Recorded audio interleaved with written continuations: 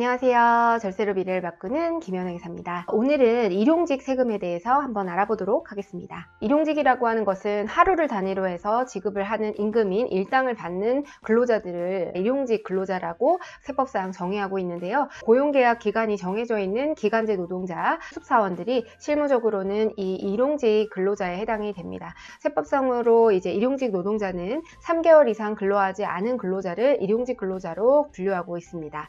건설업에서는 이제 3개월이 아니라 1년 미만인 자로서 예외적인 규정이 적용이 되고 있고요. 일용직은 실무적으로 아르바이트생이라고도 불리고 또 식당에서는 스페아라고도 불리는데요. 그러니까 하루 단위로 식당을 받으시는 분들을 일용직이라고 표현을 합니다. 일용직은 내야 될 세금이 하나도 없는 것 아닌가요? 라고 말씀을 하시는데요. 일용직은 세금을 적게 내는 것이지 세금을 내지 않는 것은 아닙니다. 1급여에서 10만 원을 차감을 하고요. 거기에 6%를 곱하고 45%를 곱하게 되면 소득세가 나오게 됩니다. 그리고 이 소득세에 대해서 10%가 지방소득세로 납부를 하시게 됩니다. 분리과세라고 해서 일용직 같은 경우에는 이제 정규직 근로자처럼 연말정산을 해야 된다거나 혹은 종합소득세 신고를 해야 될 의무는 없고요. 사업주가 소득세를 징수를 해서 세무서에 납부를 하게 되면 그걸로써 세금 납부가 끝나게 되는 분리과세 형태를 띠게 됩니다. 따라서 일용직 근로자로 신고를 하게 되면 나중에 연말정산하거나 종합소득세 신고를 해야 될 번거로움이 없습니다. 이 일용직의 경우에는 세금이 1,000원 미만인 경우 소액부 징수라고 해서 징수하지 않는데요. 그래서 일당이 한 13만 원에서 14만 원 사이에 해당이 되면 거의 세금을 납부하지 않는다라고 보시면 되겠습니다. 그러면 일용직은 4대 보험을 가입을 해야 될까요? 네, 이게 이제 문제가 많이 있는데요. 이제 일용직을 세금 신고해야 되는 이유는 사업주가 일용직에게 인건비를 지급했다라고 하는 비용을 인정받기 위해서 인건비를 신고해야 되는 거고요. 세금 신고를 사업주가 해야만 사업주는 인건비를 지급했다라고 땅땅땅 인정이 돼서 비용으로 인정을 받을 수 있는 겁니다. 따라서 사업주의 세금을 줄이기 위해서는 반드시 인건비 신고가 이루어져야 되고요. 일용직이라고 할지라도 일용직 세금 신고를 통해서 비용 처리를 해야만 비용 인정을 받을 수가 있고 세법상 적격 증빙에 해당이 돼서 국세청에서도 해당 비용을 급여로서 인건비로서 인정을 하게 되는 것이죠. 그런데 문제는 뭐냐면 원칙적으로 일용직은 4대 보험 중에서 고용보험과 산재보험만 가입 의무 대상입니다. 그런데 4대 보험을 가입을 하는 데 있어서 세법상에서 정의하는 일용직과 4대 보험공단에서 정의하는 일용직이 달라요. 세법상에서는 일용직이 3개월 이상 근로하지 않으면 일용직에 해당이 되는 거고요. 4대 보험공단에서 정의하는 일용직은 일단 1개월에 8일 미만으로 근무를 해야 되고 그 다음에 60시간 미만이어야 되고 2달 연속으로 근무를 하게 되면 일용직이 아니라 정규직에 해당이 됩니다. 정규직에 해당이 된다는 것은 4대 보험, 국민연금, 건강보험, 고용산재, 즉 고용산재뿐만 아니라 국민연금과 건강보험도 추가적으로 가입을 해줘야 되게 되고요. 세무대리인들이 4대 보험 업무를 고려하지 않고 세법상 기준에 맞춰서 2개월 연속 근로자가 예를 들어 5월, 6월 달에 70만 원 이랬다고 저희가 일용직 지급조서라는 것을 제출하게 되는데 이 세법상 서식을 국세청이 제출을 하는 순간 국세청에서는 4대 보험공단으로 해당 자료를 넘기게 되고요. 그러면 4대 보험공단에서는 이 4대 보험료를 4대 보험공단 기준에 맞춰서 일용직에 대해서 4대 보험료, 즉 국민연금과 건강보험료를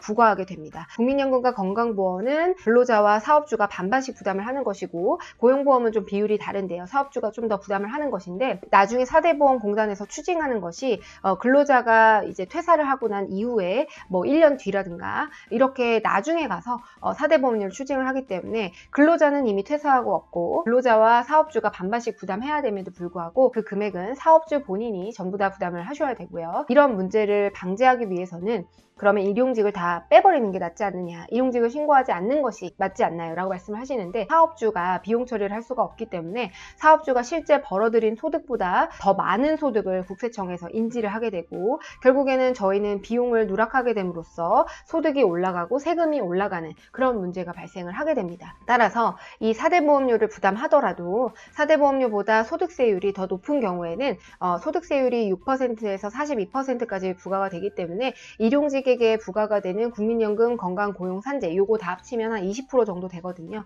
20%를 부담하더라도 세법상 세금을 줄이는 것이 더 유리한 경우에는 반드시 일용직이라도 인건비 신고를 하셔야 되고요. 4대 보험료도 부담을 해주셔야 됩니다. 사업주가 가입을 안 해주려고 그런 것이 아니라요. 요즘은 근로자분들이 4대 보험을 가입을 안 하려고 하다 보니까 왜냐면 세후 부담액이 낮아지게 되잖아요. 그래서 국민연금과 건강보험이며 4대 보험 얘기만 꺼내면 근로자들이 일을 하려고 하지 않습니다. 그리고 알바생들 입장에서도 내가 받아가는 금액이 얼마 되지 않는데 거기에다가 국민연금 뭐를 떼간다 라고 하는 순간 사실은 인건비 신고를 안 하는 사업장이 있다면 거기서 일을 하는 것이 더 유리하기 때문에 어찌됐든 문제점이 많고, 만약 일용직을 신고하겠다라고 하면 일단은 정규직으로 차라리 신고를 한다거나 4대 보험료를 모두 다 납부한다고 인지를 하고 계셔야 됩니다. 지금의 알바생들은 대부분 8일이 넘어가고 60시간 이상이기 때문에 사실상 세법상 일용직이긴 하지만 4대 보험공단에서 보는 일용직은 아니기 때문에 결국에는 4대 보험공단에 맞춰서 그럴 경우에는 그냥 정규직으로 들어가시는 게 좋고요.